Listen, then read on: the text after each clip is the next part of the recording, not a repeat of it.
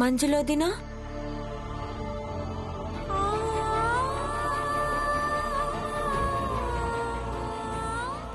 మంజులక్క,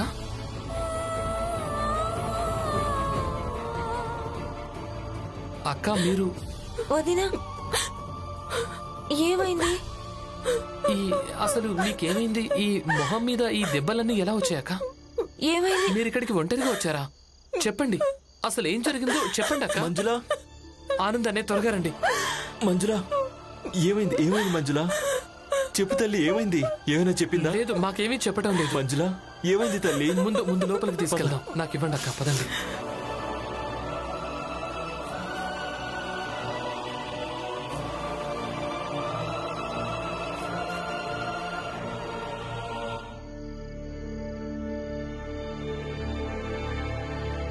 ఏంటి భీమ్?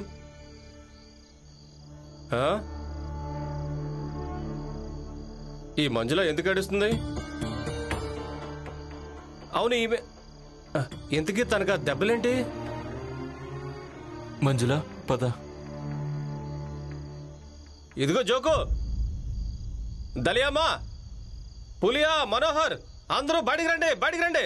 నిద్ర కూడా పోనివ్వండి. హితేష్ అన్నా, ఏంటి ఎందుకలా కేకలేస్తున్నావు? అరే, నేను కూడా ఇదే అడిగాను, కానీ భీమ్, ఆనంద్, మంజుల ఎవరు ఏం సమాధానం చెప్పట్లేదు.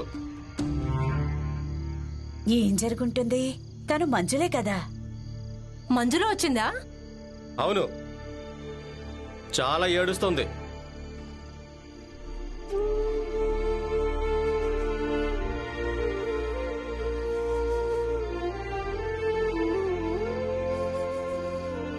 ఏమైంది తల్లి? నువ్వెందుకు ఏడుస్తున్నావు? మంజులా, ఊరుకో తల్లి, ఊరుకో. మంజులా, ఏమైందో చెప్పమ్మా. వచ్చినప్పటి నుంచి ఏడుస్తూనే ఉంది. మనకేం చెప్పకుంటే ఏం జరిగిందో మనకెలా తెలుస్తుంది? మీరందరూ బయటికి వెళ్ళండి. నేను మంజులతో ఒంటరిగా కొంచెం మాట్లాడాలి. మీరొంటరిగా ఏం మాట్లాడతారు? మేమంతా మాట్లాడుతూనే ఉన్నాం కదా. మధ్యలో మాట్లాడడం అవసరమా? నేను చెప్పాను కదా మాట్లాడాలని. జీజాబాయ్, అన్నయ్య చెప్పింది నిజమే. తండ్రి కూతుల్ని ఒంటరిగా మాట్లాడుకోనివ్వు. అందరం బయటికెళ్దాం, పదండి.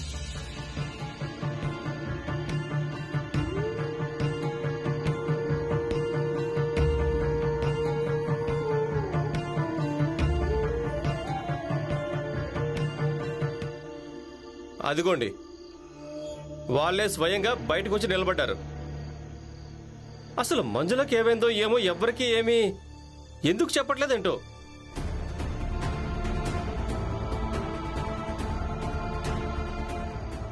అక్కతో నాన్న ఒంటరిగా మాట్లాడడానికి అంతగా ఏముంటుంది? ఏం జరిగిందో చెప్పు తల్లి. నాన్న, నాన్న, నేను ఇంత రాత్రి ఇక్కడికి ఊరికే రాలేదు నాన్న. ఆయనే స్వయంగా నన్ను ఇక్కడ బయట వదిలేసి వెళ్ళారు నాన్న. వదిలేసి వెళ్ళిపోయాడా? అలాగే ఏం చెప్పి వెళ్ళారంటే, ఒకవేళ నేను తిరిగి వస్తే. నువ్వు తిరిగి వస్తే అంటే? నాన్న, నాన్న, నేను దాచిపెట్టడానికి చాలా ప్రయత్నించాను, కానీ ఆయన పదే పదే నా మెడలోని గొలుసు ఏమైందని అడిగాడు నాన్న.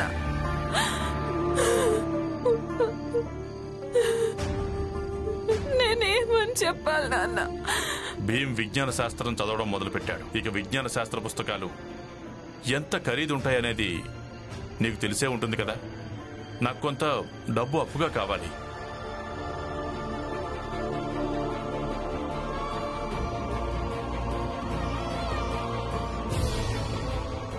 అమ్మ మంజులా, ఇది తీసుకోండి నాన్న. వాడు నాకు కూడా తమ్ముడే. వాడేం చదవాలనుకుంటే అది చదివించండి. ఆయన ఏం చెప్పాడంటే, ఒకవేళ నేను వస్తే గొలుసు తీసుకొని రావాలి అన్నాడు, లేదంటే రావద్దన్నాడు. నాన్న,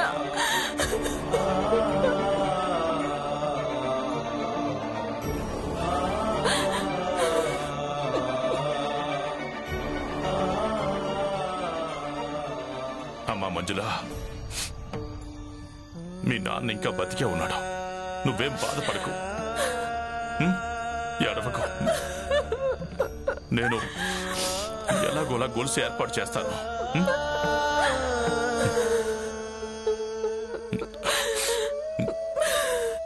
అసలు ఏం జరిగిందో ఎవరైనా చెప్తారా లేదా?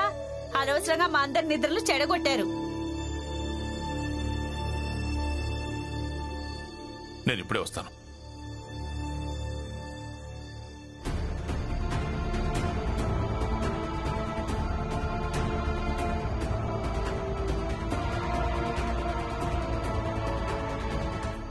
అంతా సవ్యంగానే ఉంది, ఏమీ జరగలేదు.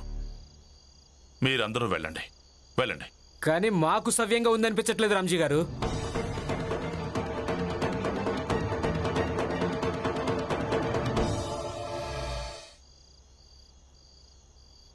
సవ్యంగా ఉందనిపించట్లేదా? అయితే ఇక్కడే ఉండండి. ఎలాగూ మీ అందరికీ అలవాటు అయిపోయింది కదా, ప్రతి దాన్ని రాతాంతం చేయడం, ప్రతి దాంట్లోనూ తలదొరచడం.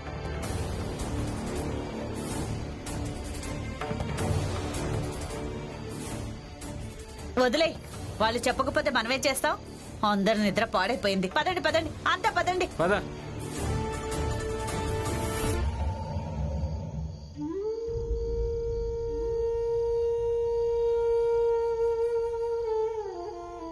నాన్నా, నాన్నా, మంజులక్క ఏం చెప్పింది? ఏమీ లేదు. లోపల తను ఏడుస్తోంది కదా, తన మొహం మీద దెబ్బల గుర్తులున్నాయి. ఇక మీరేమో ఏమీ చెప్పలేదంటున్నారా? నేను మంజులతో మాట్లాడాను. అంతా అంతా నేను చూసుకుంటాను. తప్పకుండా నాన్న, అంతా మీరు చూసుకుంటారని నాకు బాగా తెలుసు. కానీ నేను తన తమ్ముణ్ణి, నాకు కూడా అసలు ఏం జరిగిందో తెలిసుండాలి కదా. వెళ్ళు, లోపలికి వెళ్ళు, పడుకో. ఒకవేళ తన అత్తారింటి వాళ్ళు గాని తనను ఏమేమి చెప్పిందో అదంతా నేను విన్నాను. ఇప్పుడు నువ్వు బెంగపడాల్సిన అవసరం ఏమీ లేదు. ఏం చెయ్యాలో ఏం చేయకూడదో అది నేను ఆలోచిస్తాను. అసలు ఇందులో ఆలోచించడానికి ఏముంది? ఒకవేళ నిజంగానే అలాంటిదేమైనా ఉంటే మనం స్టేషన్కు వెళ్ళి వాళ్ళ మీద కంప్లైంట్ రాయించవచ్చు కదా. నీకు అర్థం కావడం లేదా? ఈ విషయం గురించి నీతో మాట్లాడడం నాకు ఇష్టం లేదు. అయినా నువ్వు వాదిస్తూనే ఉన్నావా? ఎందుకంటే నాన్న, ఏ మహిళ విషయంలోనైనా ఇలా జరగటం ఒక అపరాధం. ఆయన తనకు భర్తే కావచ్చు, కానీ ఒక మహిళ విషయంలో తనిలా చేయడానికి వీల్లేదు. మనింట్లోనే అలా జరుగుతూ ఉందంటే నేను మౌనంగా ఉండాలా? కనీసం మనం గొంతు కూడా విప్పకూడదా? సరే, మీరు వెంట రాకండి, కానీ నేనే వెళ్ళి తన మీద తప్పకుండా కంప్లైంట్ ఇచ్చొస్తాను. దోషులు తన అత్తారింటి వాళ్ళు కాదు, నిజానికి పుట్టింటి వాళ్ళు.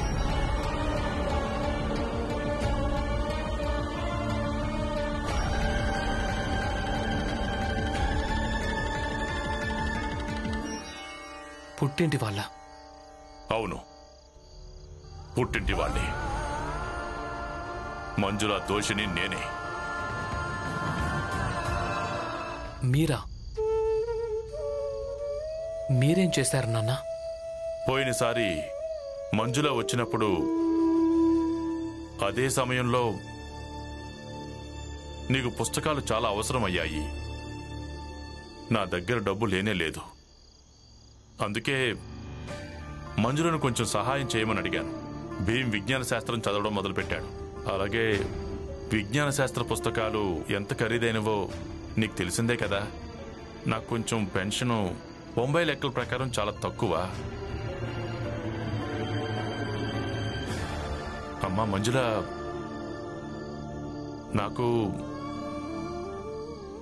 నాకు కొంత డబ్బు అప్పుగా కావాలి. పెన్షన్ రాగానే తిరిగిచ్చేస్తాను. డబ్బుకు బదులుగా తను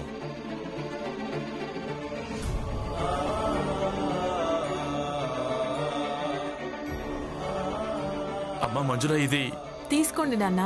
తను నాకు కూడా తమ్ముడే. తను ఏం చదవాలనుకుంటే అది చదివించండి. కానీ భీమ్ పుస్తకాల కోసం నేను డబ్బులిచ్చినట్టుగా మాత్రం వాడికి చెప్పకండి. లేదంటే వాడు ఏదైనా పని వెతుక్కోవడం మొదలు పెడతాడు.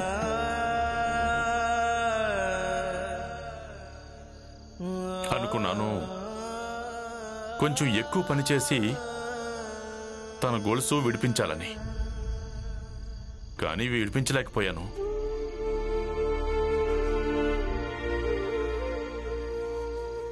చూడు బాబు, నీకు ఎంత బాధ కలిగిందో అంతకంటే నాకు ఎక్కువ బాధే కలిగింది మంజుల గాయాల్ని చూడగానే. ఇక ఒక కూతురి బాధ తండ్రిని మించిన ఇంకెవరూ ఎక్కువ అర్థం చేసుకోలేరు. ఏది ఏమైనా సరే నేను మంజుల గొలుసు విడిపించే తీరుతాను.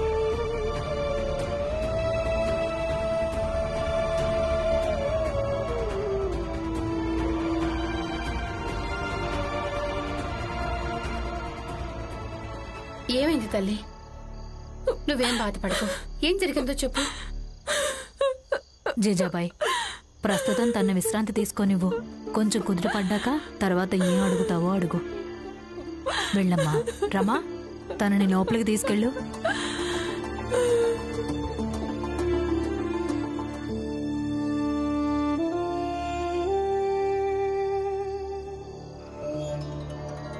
ఇప్పుడు ఇదెక్కడి కొత్త చిక్కుముడి?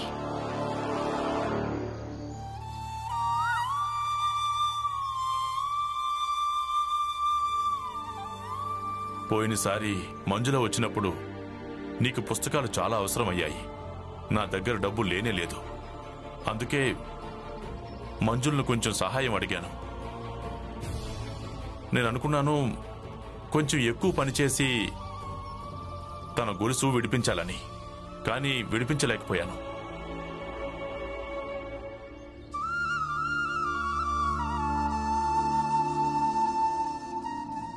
భీమ్, అంత దీర్ఘంగా ఏం ఆలోచిస్తున్నావు?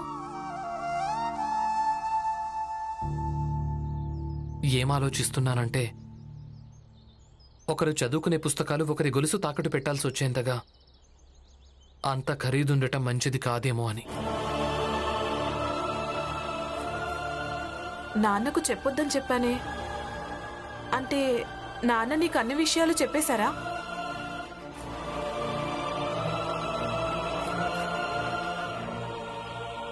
ఏం పర్వాలేదు, 15 రోజులు పూర్తయిపోయాయని అత్తయ్య చెప్పింది. ఈ రోజు నుంచి నువ్వు కాలేజ్కి వెళ్ళొచ్చు. అవును, నిజం. చూడు, సమయం కూడా అవుతుంది. వెళ్ళు, త్వరగా వెళ్ళి తయారవ్వు. ఇప్పుడు నేను కాలేజ్కి వెళ్ళడం కంటే మీరు అత్తారింటికి తిరిగి వెళ్ళడమే చాలా ముఖ్యం అక్క. లేదు, నువ్వు కాలేజ్కి వెళ్ళడం కంటే ముఖ్యమైనది ఇంకేమీ లేదు. నువ్వు వెళ్ళకపోవడానికి మూల్యం ఒకవేళ నేను అత్తారింటికి వెళ్ళడమే అయితే అసలు నేనెప్పుడూ అత్తారింటికి వెళ్ళను.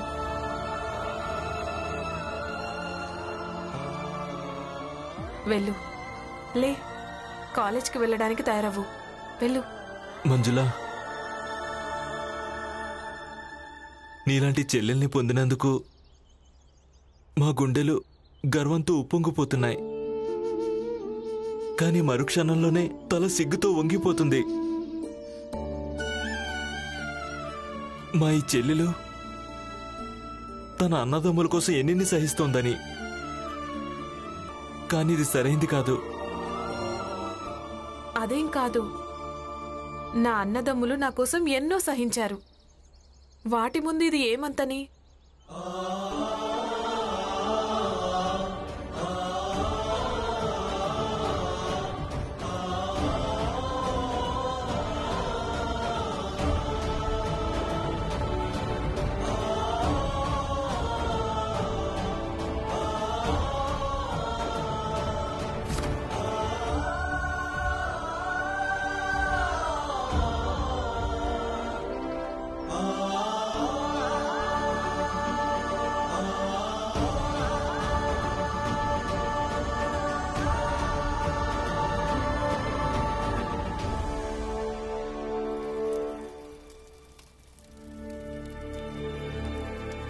జీజాబాయ్,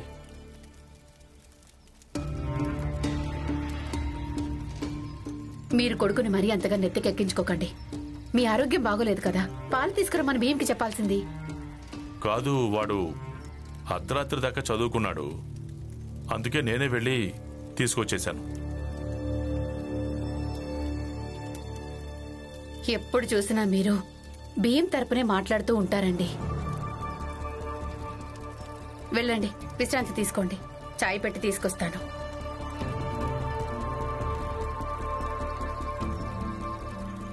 వెళ్ళండి. అది జిజాబాయ్, నేను నీతో కొంచెం మాట్లాడాలి. చెప్పండి.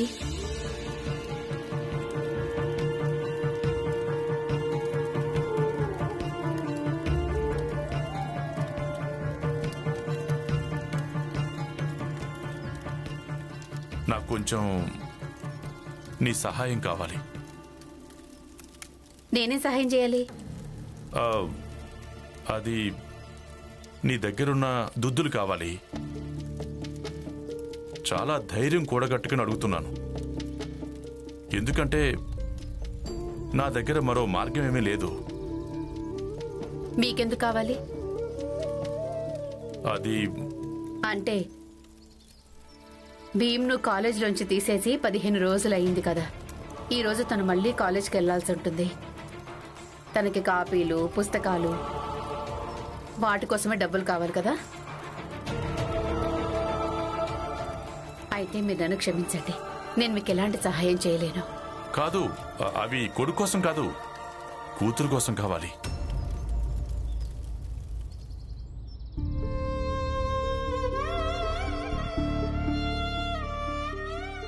ఏమైందిరమ్మా? ఏమైనా చెప్పాలనుకుంటున్నావా? నేను మీ బాధను అర్థం చేసుకోగలను. మంజుల వదిన విషయాల్లో ఏదైతే జరిగిందో అదంతా నాకు తెలిసిపోయింది. నేనేమనుకున్నానంటే, నా దగ్గర ఉన్న నగలన్నీ నేను మావయ్యకి ఇచ్చేస్తాను. ఇక నా నగల్ని తాకట్టు పెట్టి మంజుల వదిన గొలుసు విడిపించుకుందాం. వద్దురమ్మా, నిన్నిలా ఎలా చేయనిస్తాను? ఎందుకు చేయనివ్వరు? మీరిలా అనుకోండి, మీ చదువు కోసం మంజుల వదినకు బదులుగా నా నగల్ని తాకట్టు పెట్టానని. ఇక ఒక భార్య తన భర్త కోసం ఈ మాత్రం చేయగలదుగా? లేదు, ఎందుకంటే నీ దగ్గర ఏ నగలైతే ఉన్నాయో అవి నేనిచ్చినవి కావు. అందుకే వాటిని తాకట్టు పెట్టడానికో లేదా అమ్మడానికో నాకు హక్కేమీ లేదు. మీకు తెలుసా, నగలు ఆడవాళ్ల భవిష్యత్కి పూచీకత్తు అవుతాయండి. పైగా ఈ నగల్ని నాకు మీరు కూడా కొనివ్వలేదు కదా, అందుకే వాటిని నేను మీకు ఇవ్వలేనండి. ఏదేమైనా సరే, ఏమైనా అన్నానంటే మీకు తప్పుగా అనిపిస్తుంది, కానీ మీకు భీమ్ మీదున్న అమితమైన ప్రేమ కారణంగానే ఇప్పుడు మీకు ఈ సమస్య వచ్చింది. మీరు మంచుల దగ్గర గొలుసు తీసుకోకుండా ఉండాల్సింది. బహుశా మీకు భీమ్ కాకుండా మిగతా పిల్లలు కూడా కనిపిస్తే చాలా బాగుండండి.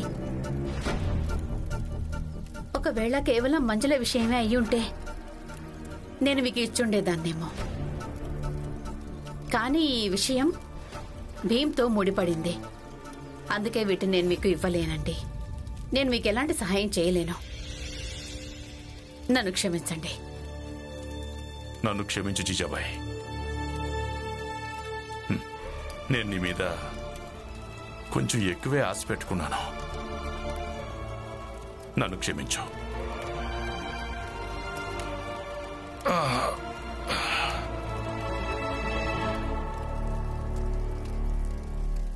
కానీ ఒక్కటి జిజాబాయ్,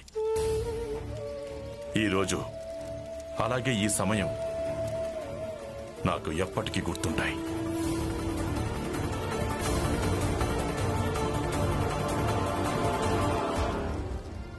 నువ్వేం బాధపడకు, నేనే ఏదో ఒకటి చేసి మంజులకు గొలుసును విడిపిస్తాను.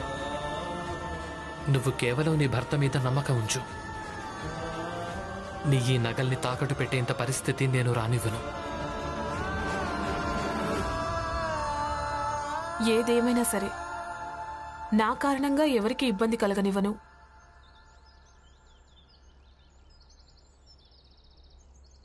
ఆగు భీమ్.